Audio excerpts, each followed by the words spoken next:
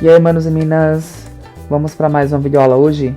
Essa daqui é continuando a aula anterior. Vamos construir o gráfico dessa função, beleza? Primeiro passo, vamos determinar os coeficientes dessa função aqui. Coeficiente A, menos 1. Coeficiente B, 1, ó, menos 1 porque ele está aqui com x quadrado, 1 porque ele está aqui com x, né? E coeficiente C, que é o termo independente, 6. Vamos encontrar agora o delta com a expressão b ao quadrado menos 4 vezes a vezes c. Substituindo, nós temos b, 1 ao quadrado, né? Porque b é 1, menos 4 vezes a, que é menos 1, vezes c, que é 6. 1 ao quadrado é 1 vezes 1, que é igual a 1. Aqui nós vamos multiplicar os sinais primeiro, né? Menos vezes menos, mais vezes mais. Multiplicando os números agora, ó, 4 vezes 1, 4. 4 vezes 6, 24. E 1 mais 24 é igual a 25. Então, delta, ó, deu 25. Deu positivo. Se é positivo, nossas raízes, elas são o que, galerinha? Isso, diferentes, né? Vamos encontrar agora os valores de x através da fórmula de Bhaskara, que diz o seguinte: menos b mais ou menos raiz de delta dividido por 2 vezes a. Substituindo esses valores, nós temos o seguinte: x é igual menos, quem é b? 1, mais ou menos raiz quadrada de delta, que é 25, dividido por 2 vezes a, que é menos 1. Então, ficamos com o seguinte: menos 1 mais ou menos raiz quadrada de 25, 5, né? Dividido por 2 vezes menos 1, menos 2. Agora, é só separarmos as continhas para encontrarmos x1 e x2. x1 a continha de mais, né? Que ficamos com menos 1 mais 5 dividido por menos 2, que dá o seguinte: menos 1 mais 5, 4, dividido por menos 2. Para dividirmos aqui, só basta dividirmos primeiro os sinais, né? Mais dividido por menos, menos 4 dividido por 2, 2. Então, a primeira raiz dessa função é menos 2. Depois, vamos fazer a continha de menos, né? Menos 1, menos 5, dividido por menos 2. Quanto é menos 1 menos 5? Menos 6.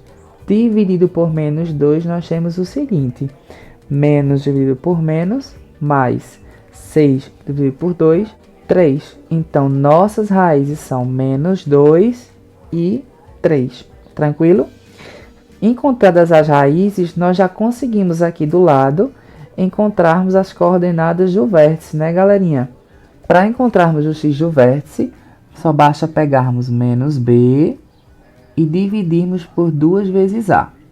E para encontrarmos o y do vértice, menos delta dividido por 4 vezes a.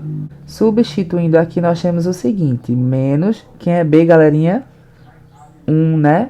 Dividido por 2 vezes a, que é menos 1. Então, vamos ficar aqui com menos 1 dividido por 2 vezes menos 1, menos 2. Aqui dá para a gente fazer a regrinha do sinal, né? Menos com menos, mais. Ficamos com 1 sobre 2. Então, essa é a coordenada em x do vértice. Agora, no y do vértice, menos o valor de delta. Delta deu 25, dividido por 4 vezes a, que deu menos 1. Então, vamos ficar com o seguinte: menos 25, dividido por 4 vezes menos 1, menos 4. Regrinha do sinal, menos com menos, mais.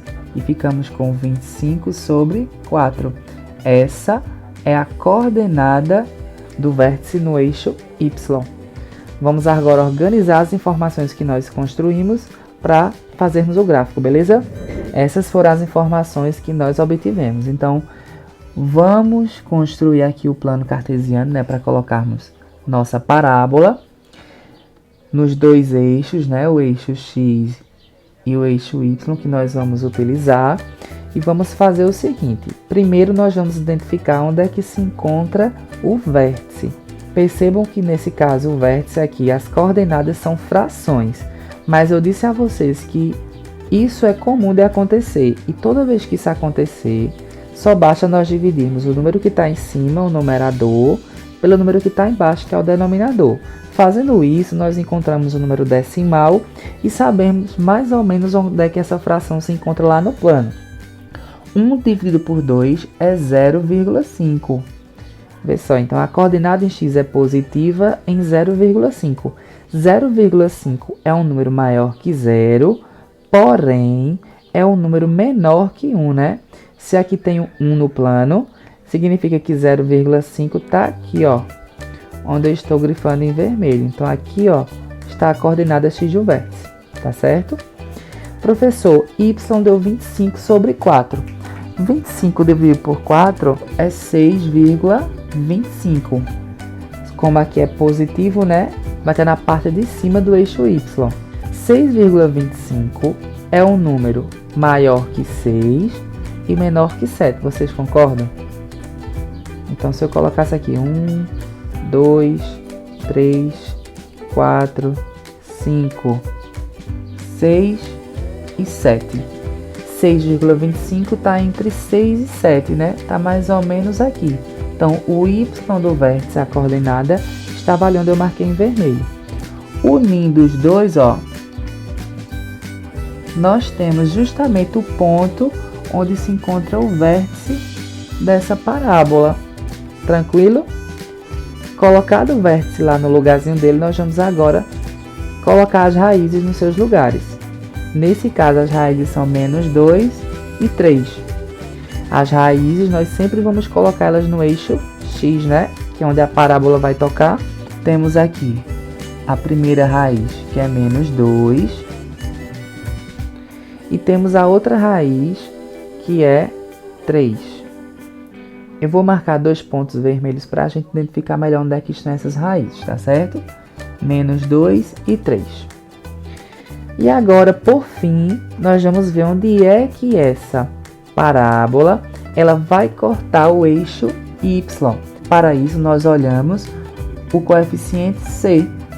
Então, vê só, se o c é 6, significa que a parábola ela vai cortar o eixo y lá no 6, ó. Estou marcando em laranja, vou colocar uma setinha para vocês verem onde é que está, certo? Agora nós podemos, né, construir nossa parábola. Como o valor de a do coeficiente a é negativo, a parábola terá concavidade para baixo, né? Então agora, gente, ó, é só desenharmos a parábola. A parábola ela vai descer e vai tocar em uma das raízes, que é 3.